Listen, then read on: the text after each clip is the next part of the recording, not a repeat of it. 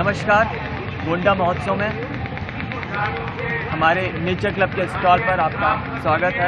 हम फिज़िकली आप तक नहीं पहुंच सकते हैं, इसलिए हम वर्चुअली आप तक आ रहे हैं। प्लीज़ एक बार आइए और हमारे स्टॉल को विज़िट कीजिए। हमारे कुछ यहाँ पर चार्ट्स हैं जिनको हम यहाँ पर डेमोन्स्ट्रेट कर रहे हैं। इसमें कुछ जानकारियाँ हैं जो हम आपको देना चाहते हैं। आप प्लीज़ इसको पढ़िए। आपका कोई प्रश्न उठता है तो प्लीज़ पूछिए।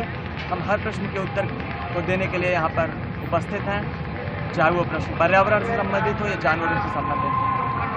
तो आइए हम लेते हैं एक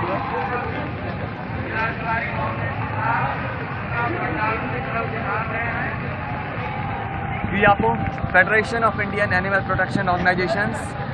ये दिल्ली में संस्था है जो पूरे भारतवर्ष में फैले जीव कल्याण कार्यकर्ताओं को मदद देती है ताकि वो इस तरह के कार्यक्रम कर सकें। मदद वो इस प्रकार से, ये स्टॉल भी हमें FIAPO द्वारा दिया गया है, ये मटेरियल्स भी हमें FIAPO प्रोवाइड कराता है जो कि हम लोगों में डिस्ट्रीब्यूट करते हैं और उन तक हम वो जानकारियाँ पहुंचाते हैं जो वो नहीं जानते हैं कि जानवरों की क्या दुर्दशा हो रही है, पर्यावरण को किस तरह से हानि पहुंच रही है जानवरों की इस दुर्दशा के साथ ही, और हम किस तरह से जिम्मेदार हैं, हमारा स्वास्थ्य किस तरह से खराब हो रहा है जानवरों से आधारित भोजन को खाकर।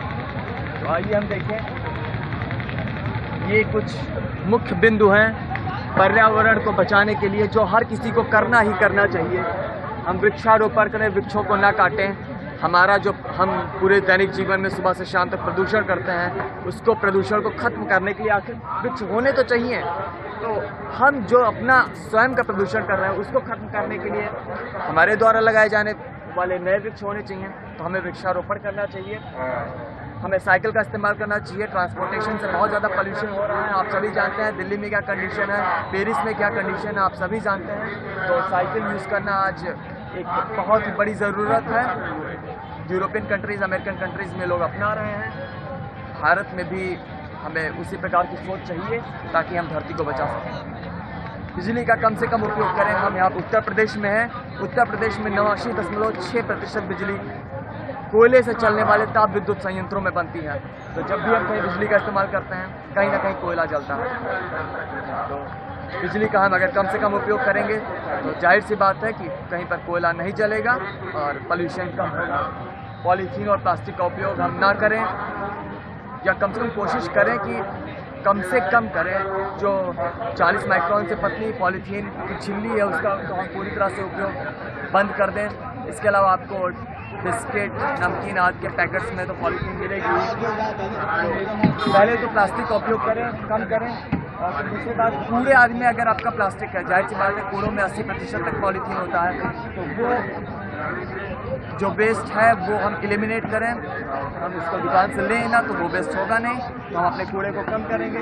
ऑर्गेनिक वेस्ट जैसे बासी खाना या सब्जियों का छिलका, इसको हम जानवरों को खिलाएं, उसे पन्नी में भर के ना दें, ये जानवर पन्नी भी खा जाएंगे। तो हम इस तरह से अपने कूड़े को कम कर सकते हैं।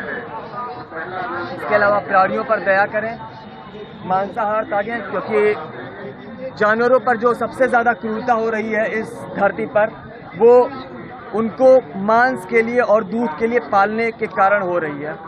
तो किसी भी प्रकार के पशु उत्पाद को अगर हम खाते हैं तो कहीं ना कहीं उन जानवरों को पूरी ज़िंदगी नर्क जैसी कंडीशन में रहना पड़ता है और बाद में बहुत ही दर्दनाक मौत मिलती है। इसके साथ ही साथ मांसाहार पर्यावरण को भी बहुत ही ज़्यादा नुकसान दे रहा है। 18% से ज़्यादा ग्रीन हाउस गैस इमिशन के लिए जिम्मेदार सिर्फ और सिर्फ जानवरों की जनसंख्या को बढ़ाना है। हमने अपनी जनसंख्या को बढ़ा रखा है, हम उनकी जनसंख्या को बढ़ाते हैं, उनको नर्क जैसी दशा में रखते हैं और फिर नुकसान उनको होता है, नुकसान पर्यावरण को झेलना पड़ता है और फिर नुकसान हमारे स्वास्थ्य को भी होता है। धरती व पर्यावरण के लिए सभी जीव उपयोगी हैं, खाली हम ही धरती पर रहने के लिए नहीं है। धरती पर 80 लाख से ज़्यादा जीवों की प्रजातियां हैं जो धरती पर रहती हैं। तो हमें वसुधैव कुटुंबकम की भावना को अपनाना होगा। हमें ये मान लेना होगा कि वो सारे जीव जो हैं उनका इस धरती पर रहने का अधिकार है। तो हम अगर अपना घर उनके लिए नहीं छोड़ सकते हैं तो कम से कम हम उन्हें पानी दें, खाना दें, ज़रूरत पड़ने पर उनकी हम मदद करें, घायल होने पर हम उनका इलाज करें, पशु पक्षियों की, सारे जानवरों की हम घायल होने पर मदद करें, उनके प्रति प्रेम भावना रखें। आइए हम और चार्ट्स आपको दिखाते हैं जिनको हमने यहाँ पर गोंडा महोत्सव में लगाया है।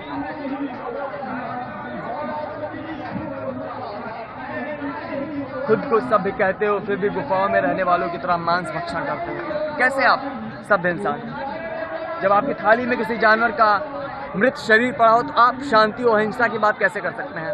आप कत्ल करके एक जानवर को खा रहे हैं। जान लीजिए, मांसाहार सिर्फ और सिर्फ आतंकवाद है। आप पूरी जिंदगी जानवरों पर जुल्म करते हैं और बाद में दर्दनाक मौत देते हैं। यही आतंकवाद है। दया और करुणा सबसे बड़ा धर्म है, इससे बढ़कर कोई धर्म नहीं है। लाश को छूकर नहाते हो और जानवर की पूरी लाश को ही खाते हो। कौन सी हाइपोक्रेसी आपकी? पेट है आपका या कब्रिस्तान? नवरात्रि के 9 दिन आप मांस नहीं खाते और बाकी दिन फिर खाने लगते हो। क्यों? बाकी दिन क्या देवी माँ आपसे नाराज नहीं होती या खाली 9 दिन में नाराज होती हैं? सोचिए जरा। Save the humans. हमने जो पर्यावरण का विनाश किया हुआ है ना, उस कारण खाली बाघ ही जंगलों में विलुप्तीकरण की कगार पे नहीं है, हम भी बहुत बड़े खतरे में हैं। पूरी धरती पर जीवन खतरे में है। तो अगर आप बाकी जानवरों के बारे में नहीं सोचते हैं तो अपने बारे में तो सोचिए, अपनी प्रजाति के बारे में तो सोचिए। हमें जानवरों को बचाना है, साथ ही साथ हमें खुद को बचाना है। तो अगर आप खुद को बचाना भी चाहते हैं तो पर्यावरण को बचाइए प्लीज़। लिविंग फ्री जो हमारा प्रोग्राम है फियापो द्वारा चलाया जाने वाला पूरे भारत में, उसको लिविंग फ्री नाम दिया गया। लिविंग फ्री मतलब हम बिना किसी को कष्ट दिए अपना जीवन जिए, हम पर्यावरण को नुकसान न पहुंचाएं, हम जानवरों को नुकसान न पहुंचाएं, अपने स्वास्थ्य को नुकसान न पहुंचाएं। यही है लिविंग फ्री, बिना किसी को कष्ट दिए जीवन जीने की शैली। वह जीवन शैली जिसमें धरती के समस्त प्राणियों की स्वतंत्रता, अधिकार तथा उनके अस्तित्व का हम सम्मान करते हैं, चिकित्सा पर्यावास से सहायता करते हैं, वह मानव प्राणी के मध्य प्रेम का एक अटूट रिश्ता कायम करते हैं। यही है लिविंग फ्री। प्लीज़ आप भी लिविंग फ्री की जीवन शैली अपनाइए, प्यार से रहिए, प्यार बांटिए और धरती को बचाइए, जानवरों को बचाइए, खुद को बचाइए। मुर्गियाँ इस धरती पर सबसे ज़्यादा सताई गई प्राणी है। हम इंसानों के लिए आवाज़ उठाते हैं तो यहाँ पर जो सबसे ज़्यादा सताई गई प्राणी है उसके लिए हम आवाज़ यहाँ पर उठा रहे हैं। 40-40 हज़ार तक मुर्गियों को एक एक फॉर्म में, एक A4 साइज से भी, पेज से भी छोटे स्थान में, पिंजरे में उन्हें बंद करके रखा जाता है, जहाँ वो अपना पंख भी नहीं फड़फड़ा पाती हैं। लगातार उनको इंजेक्शन दिए जाते हैं जिनसे उनके पैर, उनका वजन भी नहीं संभाल पाते हैं और बाद में बहुत ही दर्दनाक मौत दी जाती है। प्राकृतिक तौर पर एक मुर्गी 10 से 12 अंडे देती है पूरे साल भर में, जबकि आनुवंशिक बदलाव करके हम 300 से ज़्यादा अंडे पैदा कराते हैं। हमने अपनी जनसंख्या 7 बिलियन के पार कर दी है और जानवरों की भी हम कर रहे हैं और उनको रख भी कहाँ रहे हैं, नर्क जैसी दशा में। प्लीज़ आप इस चीज़ को रोकिए। अंडे उद्योग में नर चूजों का कोई काम नहीं होता, इसलिए इन अंडों से जब हैच करके नर चूजे निकलते हैं तो उनको एक बड़ी सी मशीन में, जिसमें उन्हें डाल दिया जाता है और उससे उसका जूस बन के निकलता है और नाली में बहा दिया जाता है, क्योंकि नर चूजों का अंडों की हैचरीज में कोई व्यापारिक मूल्य नहीं होता है। तो अंडा छोड़िए, मुर्गियों पर दया कीजिए। अगर आप उनका दुख दर्द नहीं समझेंगे तो किसका आप समझेंगे? वो सबसे ज़्यादा सताई गई प्राणी है। सभी का आप दुख दर्द समझिए। प्लीज़ शाकाहारी बनिए। एक बार हम पूरे पंडाल को और देखेंगे।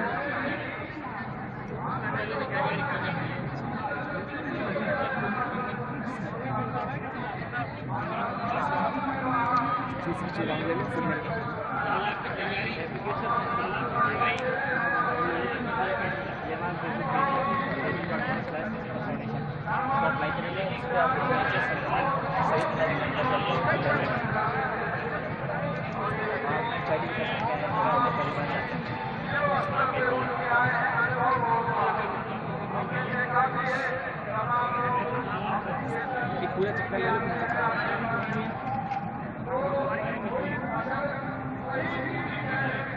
अभी जगह 5 मिनट का टाइम होता कि शायद पोस्टर पढ़ लीजिए। अगर आपके पास 5 मिनट का समय हो तो शायद पोस्टर पढ़ लीजिए, क्योंकि बहुत प्रश्न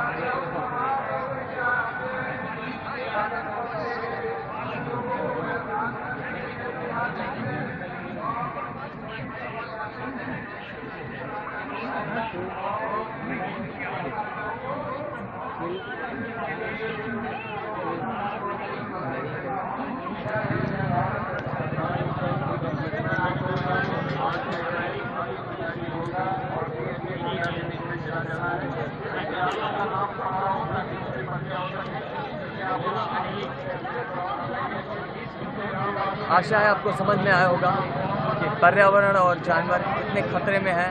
ये जान लीजिए कि वैज्ञानिकों के अनुसार हमारी धरती पर 50 साल से भी कम का समय बचा है। हमारी धरती पर जीवन पूरी तरह से नष्ट होने के कगार पर है हमारी गतिविधियों के कारण, और ये आखिरी समय है जब हम कुछ सोच सकते हैं और कुछ कर सकते हैं। प्लीज़ पर्यावरण को बचाने के लिए आज से ही लग जाइए। पॉलीथीन का यूज़ बंद कीजिए, पानी बचाइए, बिजली बचाइए, साइकिल यूज़ कीजिए, पेड़ पौधे लगाइए, और हर तरह से आप प्लीज़ अपनी सुबह से शाम तक के क्रियाकलापों को आप परखिए और खुद सोचिए क्या ये पर्यावरण के लिए सही है। अगर सही है तो ही करिए, क्योंकि धरती नहीं रहेगी तो आपके पास दूसरी धरती भी नहीं है जहाँ आप चले जाएंगे। प्लीज़, और इसके साथ ही साथ जानवरों की क्या दुर्दशा हो रही है, आप इससे अनभिज्ञ नहीं हैं, तो कृपया जानवरों के बारे में सोचिए। हमें एक सुई भी चुभती है तो हमें कितना दर्द होता है, और जानवरों को पूरे जीवन बहुत ही क्रूर नर्क जैसी स्थिति में रखा जाता है और उसमें दर्दनाक मौत होती है। धन्यवाद मुंडा महोत्सव में आने के लिए। Thank you.